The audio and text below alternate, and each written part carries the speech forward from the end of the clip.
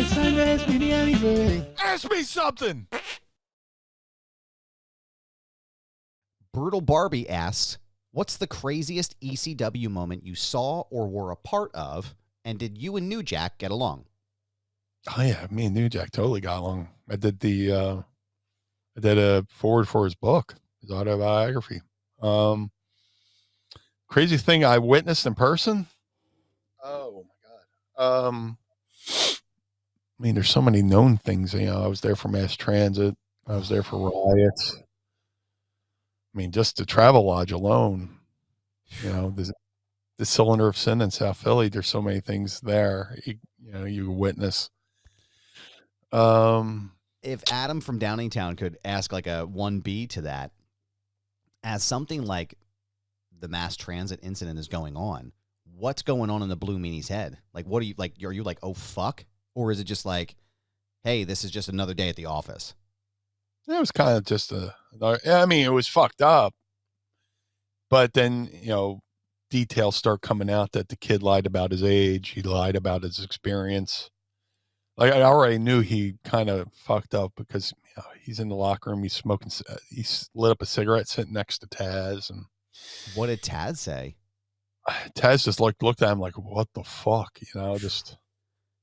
I think he just walked. I don't even remember. I didn't even want to be around. It's kind of like when you see something happen, you just kind of like, oh, I'm going to go over here. I don't want to get blood on me. Yeah. The Homer Simpson into the bushes. I'm out of here, dude. Whatever that is, I don't want part of any of that shit.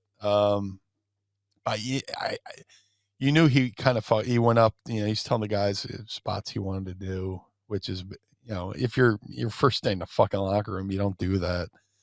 So, and the whole thing that could have been avoided had he said he was trained by Killer Kowalski, and Kowalski always came to those New England shows. But for whatever reason, Kowalski didn't come to that loop that weekend in Boston. If Kowalski had been there, he could have went, I don't know who this kid is. He ain't fight one of my kids, and we could have just shit canned him. Yeah. But again, that all could have been avoided if Axel had made the weekend loop, because he was a fill-in for Axel Rotten. Oh, right. It's supposed to be Axel and Devon versus the Gangsters, and Axel, he's told two different stories where oh, I couldn't come because my grandmom's sick, and then he goes on the documentary and says, oh, I don't, they didn't want to fly me, which Axel normally drove to that loop, so who knows? But there's a whole bunch of what ifs in the mass transit thing, but kid, brought it on himself. Yeah, I'm a wrestler when I'm not. Yeah, I'm 18. I'm not. Can you please cut me? Which, if you look at New Jack's forehead, if that guy if New Jack's willing to do that to his own forehead, what do you think he's going to do to your fucking forehead? Right. And you're inviting it onto yourself at that point, asking him to cut you. If I want somebody to remodel the front of my building and do brickwork, I go and look at their work. Oh, let me see some of the things you've done before I invest my money. Oh, that looks beautiful. Yeah, reface my house. Oh, I want to bleed in this match. Let me look at your forehead. Oh, okay, you have minimal damage. Like I've gigged. Look at my forehead. You don't see any fucking gig marks here. I mean, I have gig marks, but you'd have to fucking look for them. I think there's a handful of people that I can think of off the top of my head that I would never ask to blade me or to cut me. And at the top of that list would be New Jack. Second would be Abdullah. Second would be Abdullah the Butcher, and 3A and 3B would be the Dudley Boys. I mean, Devon, they all have it on their like. Well, Bubba never gigged. Well, I mean Devon, but Bubba would take Devon's blood and put it on his own forehead to make it look like he was bleeding because he was too scared to cut himself. Love you, Bubba. But shout out to Bubba and Bully Ray and Dave LaGreca, the guys that busted open. No, so was there any, I guess, to go back to it with New Jack, anything wild that would have stood out to you that you were a part of besides like just ECW in general? Oh my God, there's that. I mean, there was a story where, well, it's not a story because it fucking happened.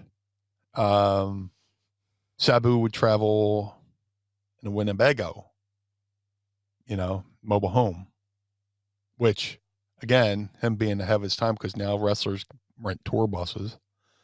WWE guys rent tour buses and stuff like that. Sabu was on that with, the mobile home. So Sabu had his mobile home parked outside the ECW Arena. And I think Chris Candido and Tammy were going to go to Sabu's Winnebago. And that was my computer chiming in. I don't know if you heard that. Tell that to fuck off. And next door to the ECW Arena, which was the Viking Hall, which is a Mummers Brigade. Mm-hmm. People, it's a bingo hall. No, it was a Mummers Clubhouse, which they happened to do bingo to raise funds for the Mummers Brigade. That's another story. There's a club next to ECW Arena, which the Mummers go, like their own bar where they go and have, drinks and stuff like that. Kind of like Alex Lodge, where all the money goes back towards the club and stuff like that. So as Tammy, Chris, and Sabu are going to Sabu's Winnebago, some of the Mummers are coming out. And somebody said something to Chris or Tammy, and there was an argument. I didn't see it. I didn't hear it. And a fist fight breaks out. Chris Candido's younger brother, Johnny, was with him.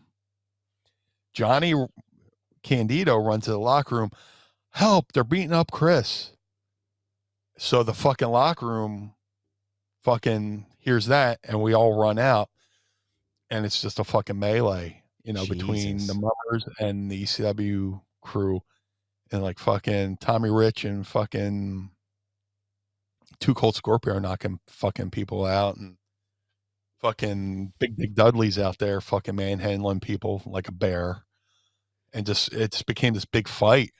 And eventually it was, I don't know if anybody called the cops, but eventually it just ended where we went our separate ways. And I don't know what the payoff of that brawl was, but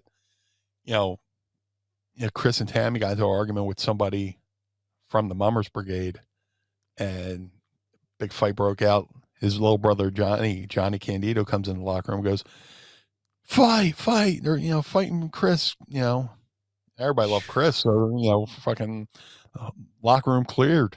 Everybody ran towards the back door. It's towards like this back door area, but it's also the front of the arena, which I think now is the current entrance to the building, which used to be just like a cargo loading dock for like parade floats and stuff like that. And right there at 2300, right in the front there. Yeah. Towards the old Foreman Mills.